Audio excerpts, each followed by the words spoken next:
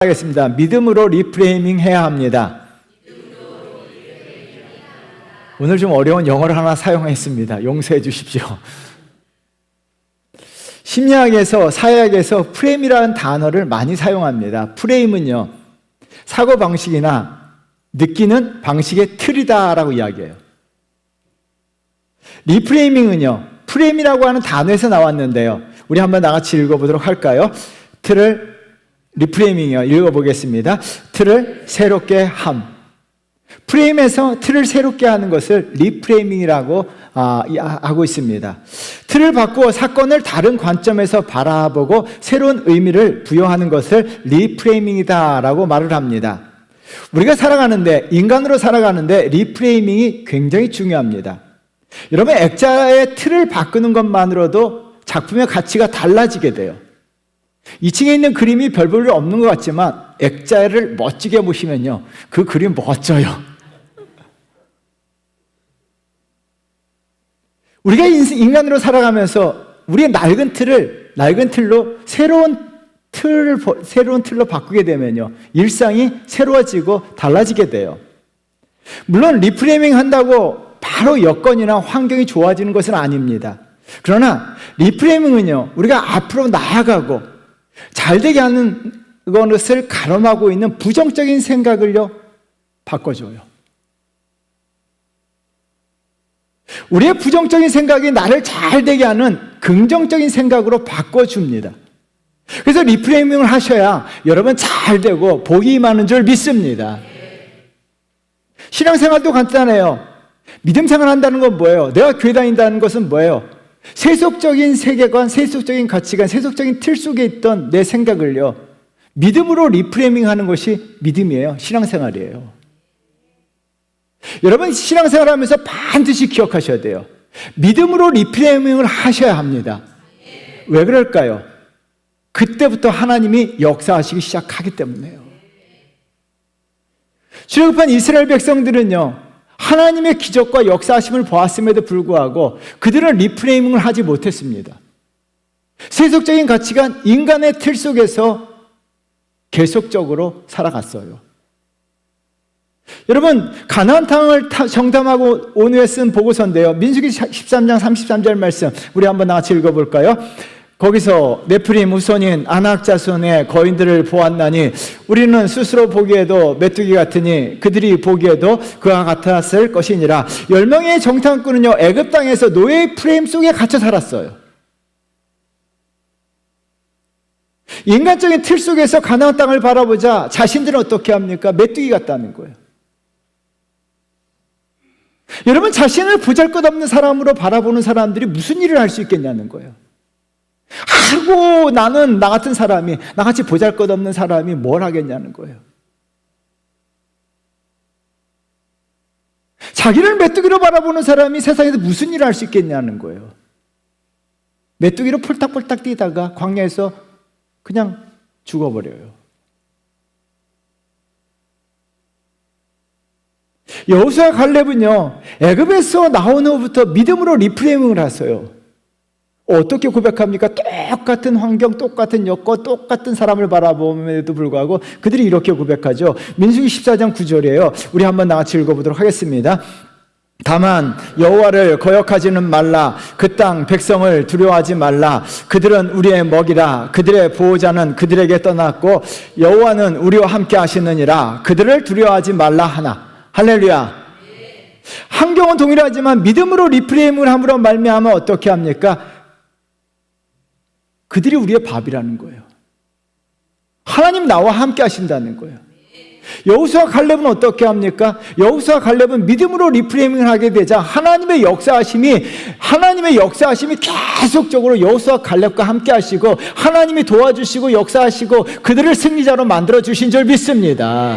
그렇다면 내가 이스라엘 백성으로 살아갈 것인가? 아니면 여호수아 갈렙으로 살아갈 것인가? 여러분, 저와 여러분들은 믿음 생활한다는 건 뭐예요? 신앙생활 한다는 건 뭐예요? 우리는 믿음으로 계속적으로 나를 리프레이밍 하셔야 됩니다.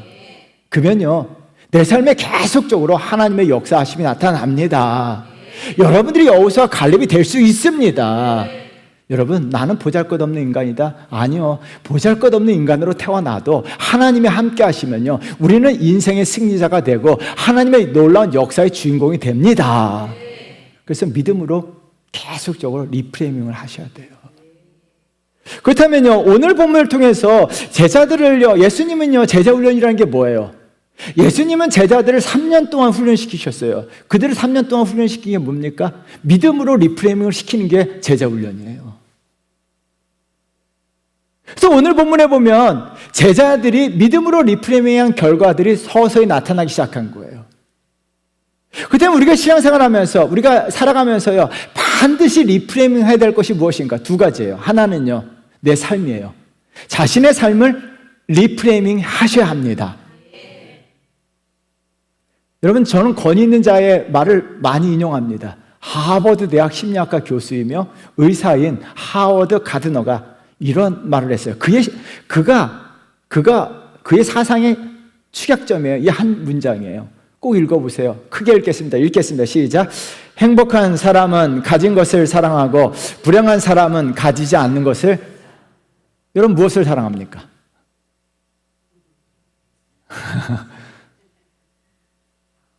행복한 사람들과 불행한 사람들의 차이점은 뭐예요?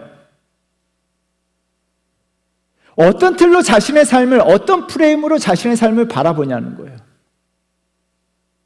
우리가 불행하다고 생각하고요, 정말 나는 지질이 복이 없다고 생각하는 사람들은 없는 것을 바라보는 거예요. 여러분, 내가 없는 것, 가지지 않는 것, 가지고 싶은 것, 이것들을 열렬히 사랑하게 되면요, 인생은요, 죽을 때까지 불행하는 거예요. 오늘 우리 찬송가를 불렀어요. 429장. 429장이 뭐예요? 리프레이밍 하라는 거예요. 세상 모든 풍파 너를 흔들어. 세상 모든 풍파가 내 삶에 몰려오는 거예요. 그때 뭐라고 이야기합니까? 내게 주신 복을 세워보라는 거예요. 할렐루야. 여러분, 세상 모든 풍파가 내게 찾아왔을 때 여러분 어떻습니까? 인생이 불행하고 지질도 복도 없다고 생각할 수 있어요. 왜 나만 겪는 고난이냐고.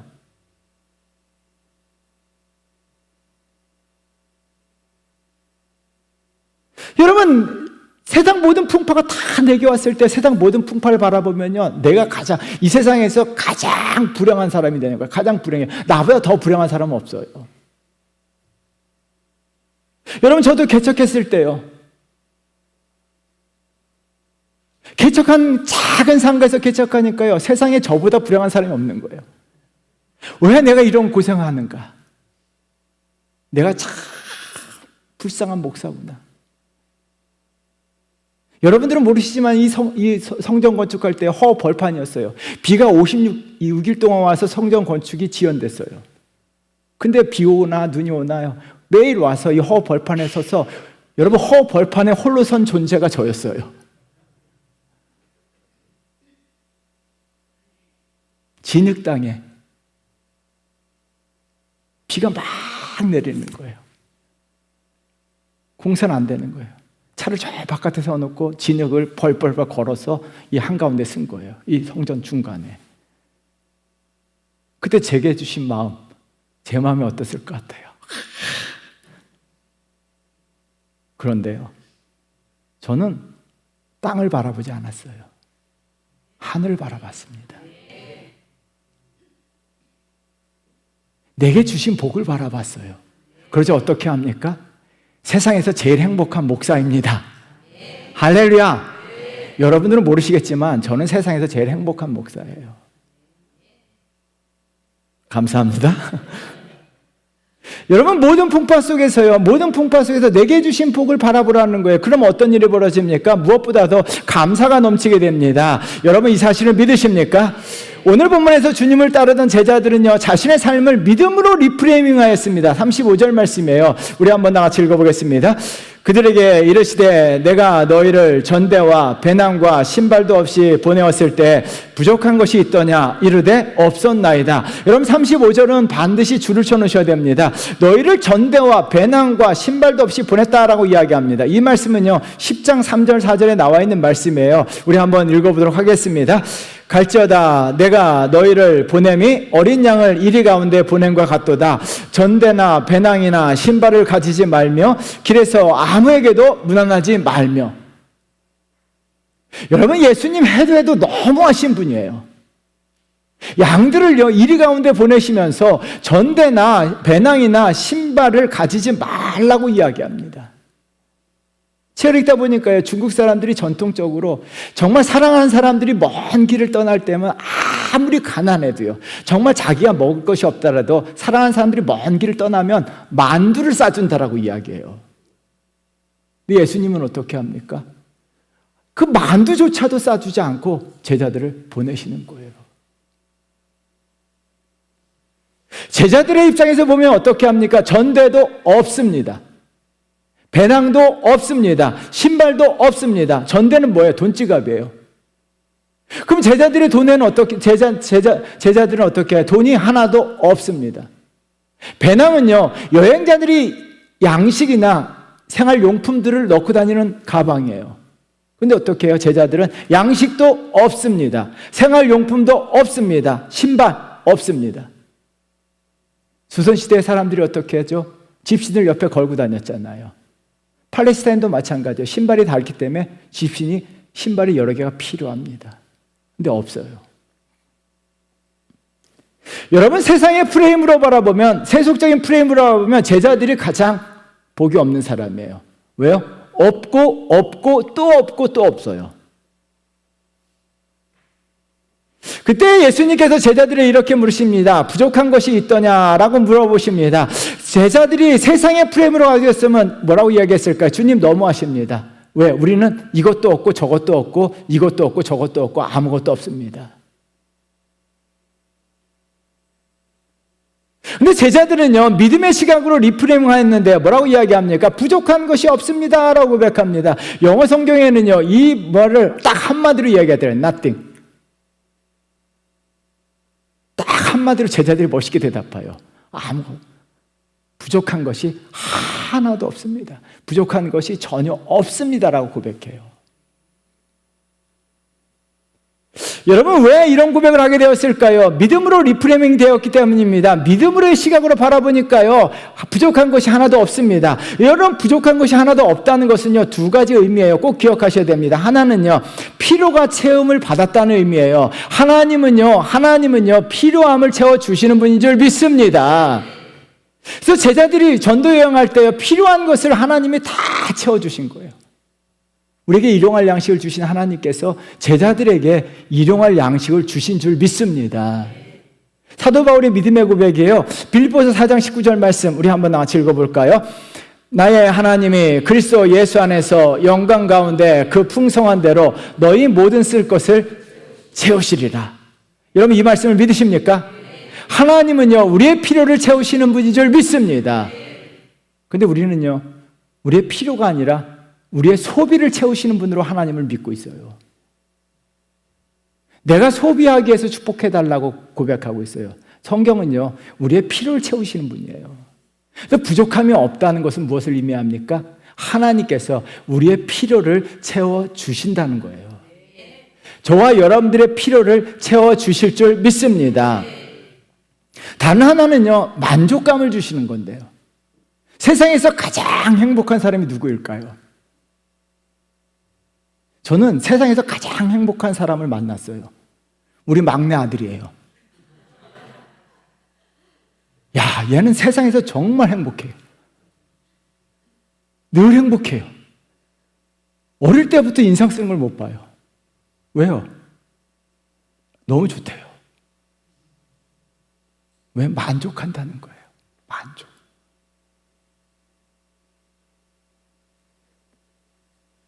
제자들에게요, 명품 옷을 준 것도 아니고 돈지갑을 준 것도 아니고 좋은 집을 준 것도 아닌데 제자들은 어떻게 합니까? 부족함이 없다는 거예요. 만족한다는 거예요. 제가 시편을 쓰다가요, 시편 63편 읽으면서 놀란 것이 있어요. 시편 63편 시작은요, 다윗이 유대 광야에 있을 때 지은 시예요. 사울왕을 피해서 도망 나왔을 때요, 맨발로, 빈손으로, 빈지갑으로 허덕벌떡 도망갔어요. 사방을 둘러보면요, 광야예요. 유대 광야에 보시면요, 여러분 살벌합니다. 메마른 황무지예요. 그런데 다윗이 이렇게 고백하죠. 시편 63편 5절 말씀 우리 한번 나같이 읽어보겠습니다. 골수와 기름진 것을 먹은 것 같이 나의 영혼이 만족할 것이라. 나의 입이 기쁜 입술로 주를 찬송하되. 나의 영혼이 만족한다라고 이야기해요. 하나님께서요, 다윗의 영혼 가운데 하나님의 인자하심을 부어주심으로 말미암아 황무지에서 광야에서도 만족하도록 해주신 거예요. 그래서 여러분, 다윗은요 정말 행복한 사람이었어요. 시편 90편은요 모세가 쓴 시입니다. 모세는요 광야 생활을 40년 경험했어요. 미디안 광야까지 하면 80년 동안 광야 생활했습니다. 근데 그가 이런 고백을 합니다. 시편 90편 14절 말씀 우리 한번 나같이 읽어보도록 할까요? 아침에 주의 인자하심이 우리를 만족하게 하사 우리를 일생 동안 즐겁고 기쁘게 하소서. 아침에 주의 인자하심이여 광야 가운데 있었던 모세에게 아침 이슬 내리듯 쫙 내린 거예요. 모세는요 아침에 눈을 떠 보니까 내 심령 가운데, 내 심장 가운데 하나님의 인자하심으로 채워진 거예요. 그래서 눈 뜨면서 만족하고 눈은 저녁에 잠들 때 만족하는 거예요. 여러분, 모세는요 출애굽기, 레위기, 민수기, 신명기 읽어보시면요 하나님에게 불평하지 않아요. 그 광야에서 속 더럽게 썩이는 이스라엘 백성들을 이끌고 있으면서도 불구하고 주의 인자하심으로 말미암아 만족하며 감사하며 살아가요. 여러분, 그러므로 말미암아 하나님은 저와 여러분들에게 주의 인자하심을 부어주심으로 말미암아 만족해 하시는 분인 줄 믿습니다. 그래서 믿음으로 리프레이밍을 하시게 되면 부족함이 없다라고 고백하게 되는데요, 이 고백이 왜 중요한 이유가 있습니다. 시편 23편 1절 말씀 우리 한번 나같이 읽어보도록 하겠습니다. 여호와는 나의 목자시니 내게 부족함이 없으리로다. 다윗이 내게 부족함이 없다라고 고백합니다. 여호와가 나의 목자이시기 때문에 내게 부족함이 없다라고 고백합니다. 왜 이 고백이 중요합니까? 하나님의 역사하시며 다윗의 인생 가운데 계속적으로 끊임없이 나타나요. 다윗은요 믿음으로 리프레이밍을 함으로 말미암아 자기가 광야에 있을 때든지 궁궐에 있을 때든지 항상 고백합니다. 내게 부족함이 없다는 거예요. 하나님이 나를 만족하게 하시고 나의 필요를 채워주셨다는 거예요. 내게 부족함이 없다라고 고백하게 되자 하나님은요 다윗을 향해서 계속적으로 끊임없이 그의 역사하셔서 부족함이 없도록 만들어주신 줄 믿습니다. 그래서 우리가 신앙생활 한다는 것은 다윗의 고백이 우리의 고백이 돼야 돼요. 이렇게 고백하셔야 돼요. 나는 부족함이 없는 사람이다. 여호와가 나의 목자이시기 때문에.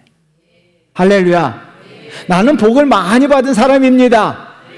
여러분, 이런 고백하게 되고요, 믿음의 눈으로 바라보면요 세상 누구보다도 가장 복을 받은 사람이 저입니다. 여러분입니다. 왜 이 고백을 하셔야 돼요? 그러면요 하나님께서 계속적으로 여러분들에게 역사하세요.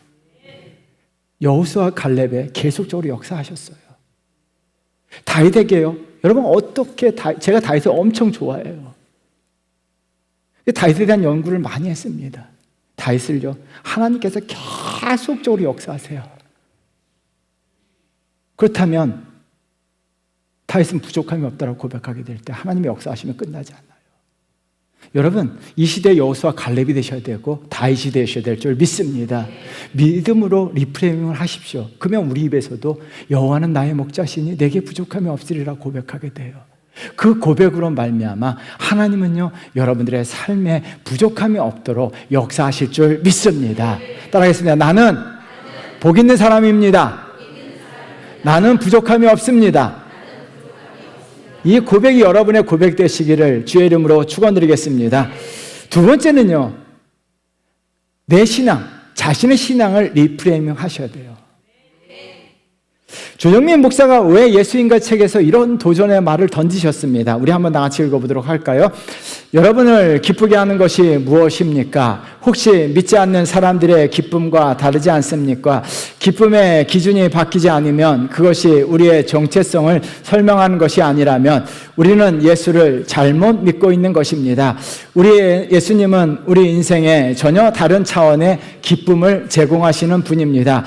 영원한 생명과 죄사함의 기쁨이 바로 그런 것입니다. 할렐루야. 기쁨의 기준이 달라야 함을 말씀하셨는데요. 예수님을 믿는 믿는 기준이 뭐예요? 죄사함과 영원한 생명 때문이에요.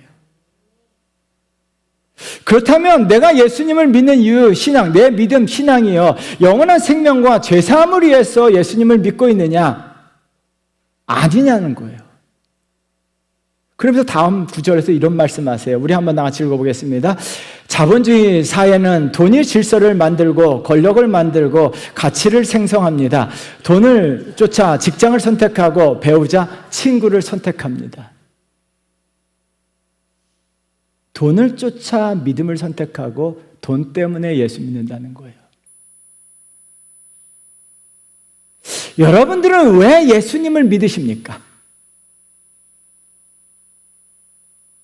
여러분들 왜 교회 다니십니까?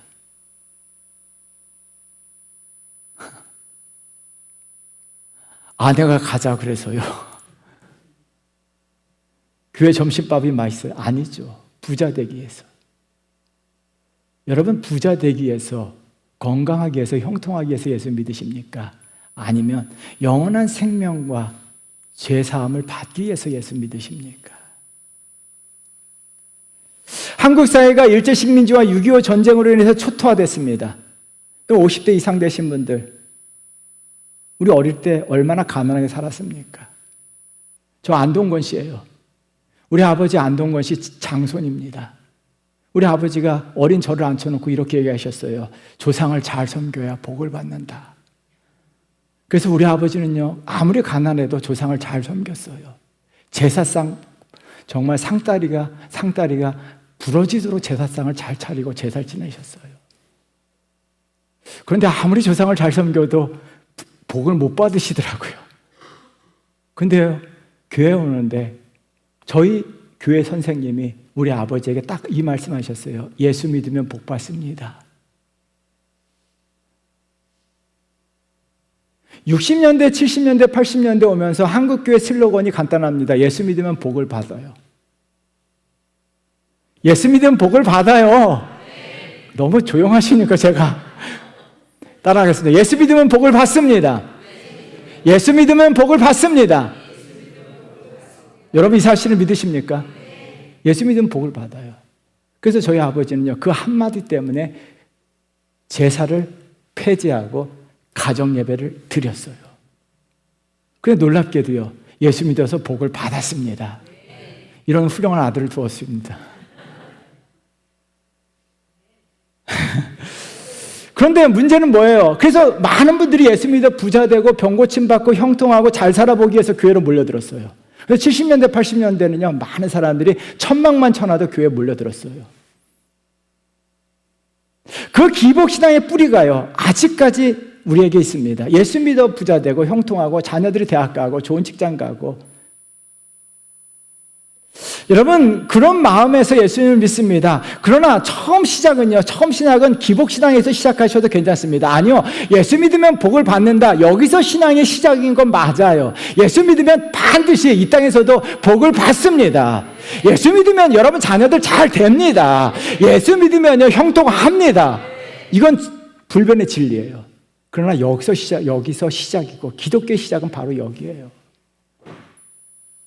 그러나요, 기복신앙에서 머물러 있었으면 안 된다는 거예요. 신앙이에요, 리프레이밍 돼야 됩니다. 기복신앙은 일시적이고요, 그 신앙은 오래가지 못합니다. 세속적인 조건이 충족되지 못하면요, 세속적인 조건이 충족되지 못하면 어떻게 합니까? 신앙 믿음 다 버리고 떠나요. 그리고 세속적인 조건이 충족돼도 신앙을 떠나요. 한국교회가 먹고 살만하니까 더 이상 종교가 필요 없는 거예요.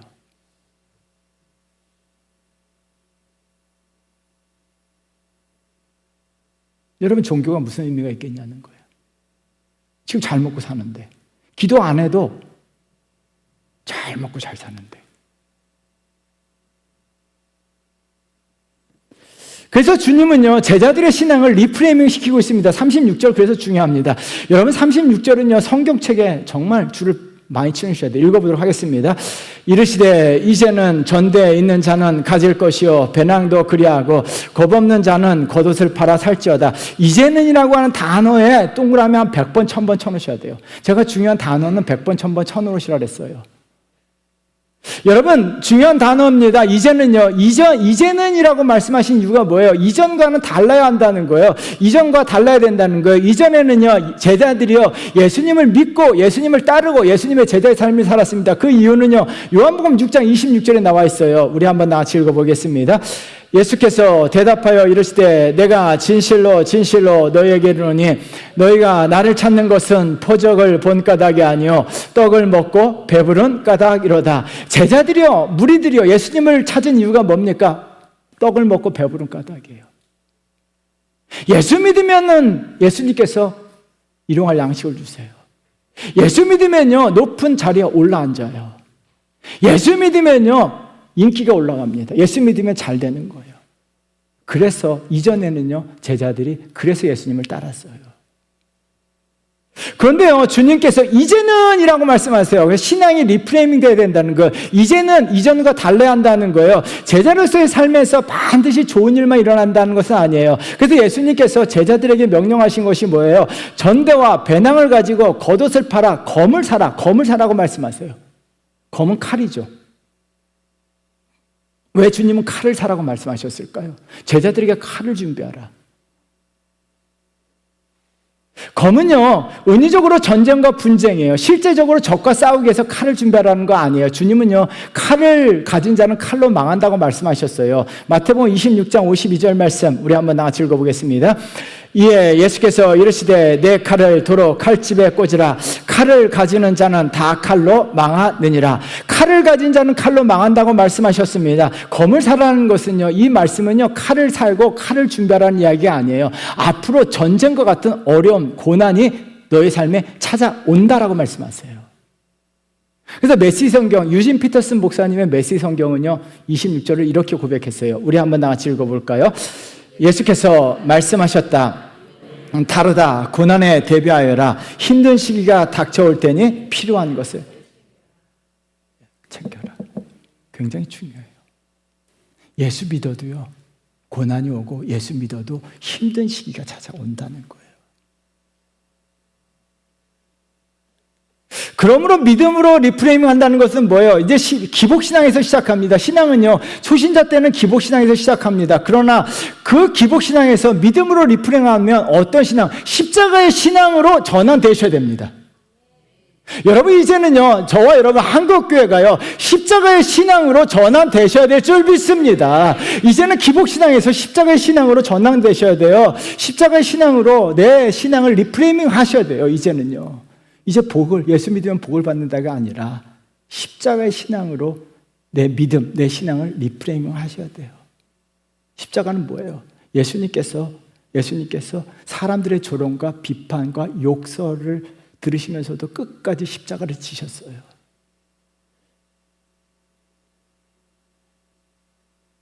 예수님은요, 사람들의 손과 발에 못을 박았음에도 불구하고 그것을 거부하지 아니하시고 손과 발에 목이 꽝꽝꽝 박히심에도 불구하고 십자가 지셨어요. 로마 병정이 옆구리에 창을 찔렀어요. 마지막 피 한 방울 다 쏟으실 때까지 십자가를 지셨어요.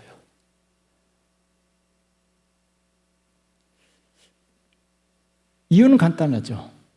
저와 여러분들에게 영원한 생명을 주시고 죄사함을 얻게 하시기 위해서요.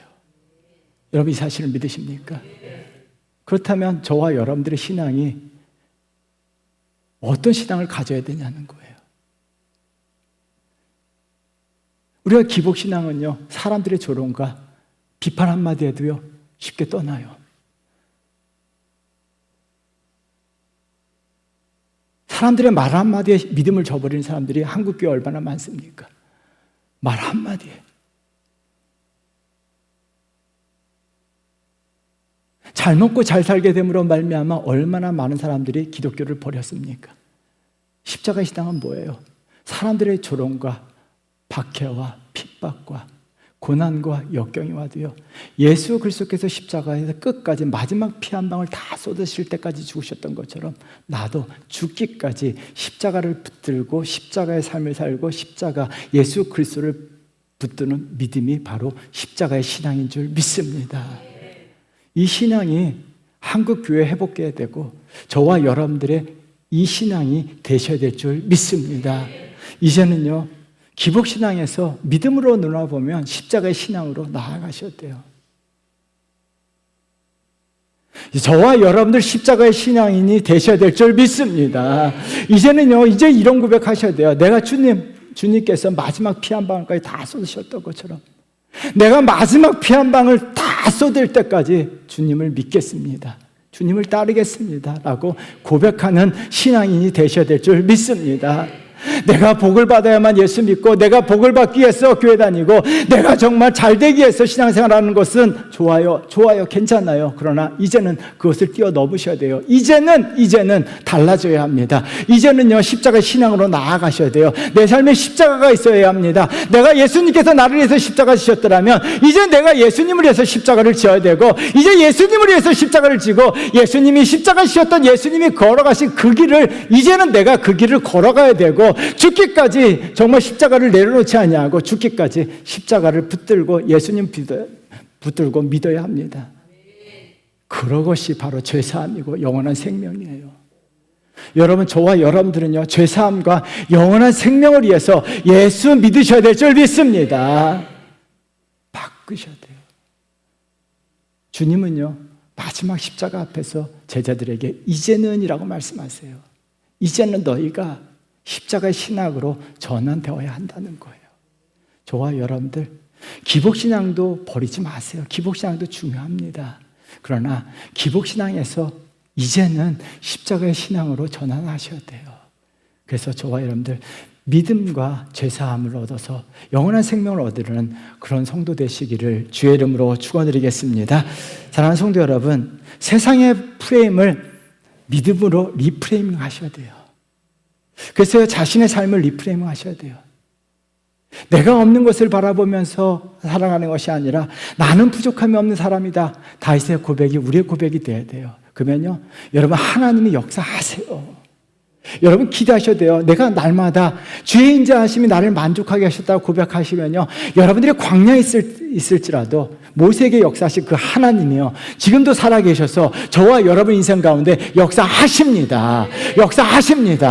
유대 광야에 떨어진 다윗에게 역사하신 하나님께서 이 시대에 저와 여러분들과 역사하세요. 그래서 아침에 눈을 뜨면요, 주의 인자하심이 나를 만족시켰다. 나는 날마다 부족함이 없는 사람이다라고 고백하시면요, 하나님의 그 말씀 그대로 역사하실 줄 믿습니다. 그리고 신앙을요, 십자가로 리프레이밍 하셔야 돼요. 이제는요, 우리 주원교회 성도 여러분, 십자가 신앙으로 사세요. 한번 이 신앙 붙들고 살아보세요. 마지막 우리가 십자가의 신앙을 붙들고 정말 십자가의 신앙으로 이제는 사셔야 되고, 그 신앙 붙들며 사셔서 영원한 생명과 제사함을 받으셔서 영생 복락을 누리시는 성도 되시기를 주의 이름으로 축원드리겠습니다. 우리 찬송가 429장 한번 불러보겠습니다. 여러분, 이 찬송가 굉장히 좋아요. 저도 굉장히